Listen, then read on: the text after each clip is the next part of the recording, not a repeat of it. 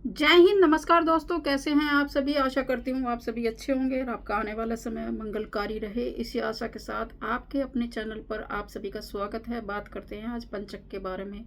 आपने बेखूबी सुना होगा कि पंचक पंचक लग गया है, तो कहीं ना कहीं पंचक जब लगता है तो हमें शुभ कार्य करने वर्जित होते हैं, क्योंकि पंचक जब लगता है तो कुछ ना कुछ, जैसे सोमवार को लगना, मंगलवार को लगना, बुधवार को लगना, जब भी चंद्रमा घनिष्ठा, शतभिषा नक्षत्र, भूरोपाद्र नक्षत्र, उत्तर भाद्रपद और रेवती नक्षत्र में से जब भी चंद्रमा गुजरता है तो पंचक लग जाता है। जब तो इस स्थिति में, पंचक स्थिति में किस तरह से उसका प्रभाव रहता है और किस तरह से हमें कौन से काम करने चाहिए, कौन से नहीं करने चाहिए, उस पर विचार करना बहुत ज़रूरी होता है। तो वैसे तो पंचक जब भी लगता है तो हमें शुभ कार्य वर्जित बताए जाते हैं। फिर भी जैसे कि सोमवार के दिन लगता, रविवार से जब लगता है तो कहीं ना कहीं रोग पंचक बोला जाता है उसको, और सोमवार को जब लगता है तो उसको राज पंचक बोला जाता है।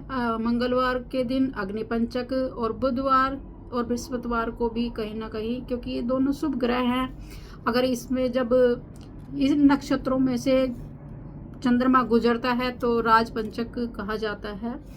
अगर शुक्रवार के दिन इन नक्षत्रों में से गुजरता है चंद्रमा तो चोर पंचक कहते हैं, और शनिवार के दिन गुजरता है तो मृत्यु पंचक कहते हैं। इस तरह से जब भी कोई भी इन नक्षत्रों में से जब चंद्रमा गुजरता है तो पंचक की अवधि लगभग 5 दिन की होती है। इन 5 दिनों में हमें कोई भी शुभ कार्य नहीं करने चाहिए। फिर भी जैसे कि इनकी किस तरह से हमारे सामने, जो कि रोग पंचक है, राज पंचक है, अग्नि पंचक है, चोर पंचक है, मृत्यु पंचक है, आपके नाम से ही पता लग रहा होगा कि किस तरह से जब चंद्रमा इन नक्षत्रों में से गुजरता है तो हमारी वो, जैसे कि रविवार के दिन अगर घनिष्ठा, शतभिषा, पूर्व भाद्रपद, उत्तर भाद्रपद और रेवती नक्षत्र में से जब भी चंद्रमा गुजरता है रविवार के दिन, तो उसे रोग पंचक कहते हैं। क्योंकि इसमें कहीं ना कहीं हमारी जो ऊर्जा है उसकी क्षति होती है, जो कि जो रविवार है कहीं ना कहीं हमारे शरीर की आत्मा का कारक माना गया है, और हमारी आत्मा की जो ऊर्जा है वो कहीं ना कहीं कम होती हुई दिखाई देती है। अगर हमारे रोगों से लड़ने की क्षमता का कम हो जाएगी तो हमारे शरीर के अंदर वो रोग उत्पन्न कर देते हैं। तो इस तरह से प्रत्येक पंचक का अलग अलग प्रभाव होता है, और उस तरह से ही हमारे जीवन में वो कठिनाई और बाधाएं लेकर आते हैं।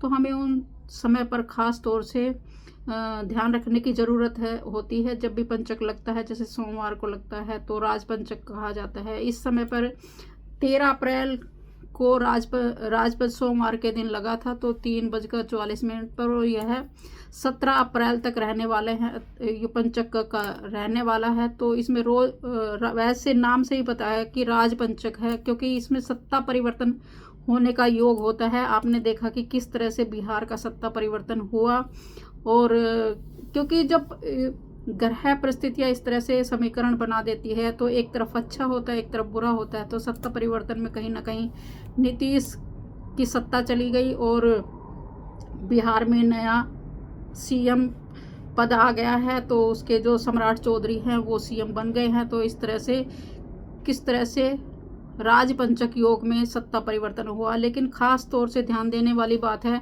क्योंकि पंचक में इन्होंने सत्ता परिवर्तन किया है, कहीं ना कहीं पदवी हासिल की है, तो वह कितने समय तक टिकने वाली है। क्योंकि सत्ता तो परिवर्तन हो गया है और कितने नए सीएम भी पद के दावेदार हो चुके हैं अगर वो, लेकिन कहीं ना कहीं जो इस समय पर सत्ता परिवर्तन हुआ है तो आने वाले समय पर कहीं ना कहीं पार्टी के जो खुद इनका जो गठबंधन है उसमें किस तरह से विद्रोह उत्पन्न होगा। कहीं ना कहीं जो वहाँ के विधायक दल है वो कहीं ना कहीं कुछ विधायक नाखुश होते हुए नजर आएंगे और कुछ खुश होते हुए नजर आएंगे, क्योंकि एक पक्ष के दो पहलू होते हैं, कुछ अच्छा होता है, कुछ बुरा होता है। इसी तरह से कहीं ना कहीं आने वाले समय पर विद्रोह का संभावना दिखाई दे सकती है। तो लगभग जो अलग अलग वार के दिन, जिस तरह से कि मंगलवार के दिन अगर इन नक्षत्रों में से गुजरता है तो इस समय पर अग्नि की बढ़ोतरी बढ़ जाती है। अग्नि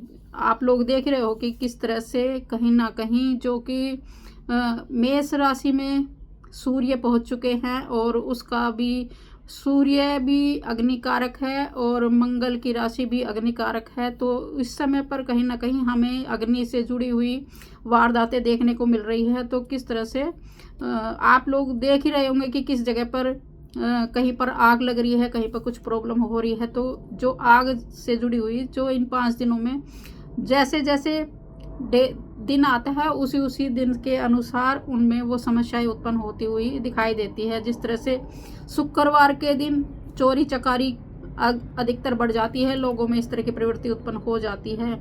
और शनिवार के दिन अगर पंचक इन नक्षत्रों में से गुजरता है तो कहीं ना कहीं मृत्यु की दर बढ़ जाती है। तभी तो खास तौर से पंचक के समय में अगर किसी की मृत्यु होती है तो खास हिदायत दी जाती है कि इस तरह से मंत्रों का जाप कर कर, क्योंकि उसकी आत्मा का जो शुद्धि है उसके मोक्ष के लिए कहीं ना कहीं प्रार्थना की जाती है कि इस समय पर कहीं ना कहीं वो रुकावटें उत्पन्न होती है। तो हमें पंचक में खास तौर से जिनकी भी मृत्यु होती है उसमें हिदायत करके उनके मंत्रों का जाप कर कर उनकी आत्मा की शुद्धि के लिए खास तौर से कार्य करने की ज़रूरत होती है, ताकि किसी भी तरीके की उनकी आत्मा को ठेस ना पहुँचे और उनकी आत्मा मोक्ष को प्राप्त करे। तो कहीं ना कहीं ये सभी पंचक में अगर कोई कार्य होते हैं तो उन सब चीज़ों की वृद्धि हो जाती है। तो हमें खास तौर से शुभ कार्य नहीं करने चाहिए। अगर हम करते हैं तो कहीं ना कहीं हमारे जीवन में हानियाँ उत्पन्न होती है। तो हमें इस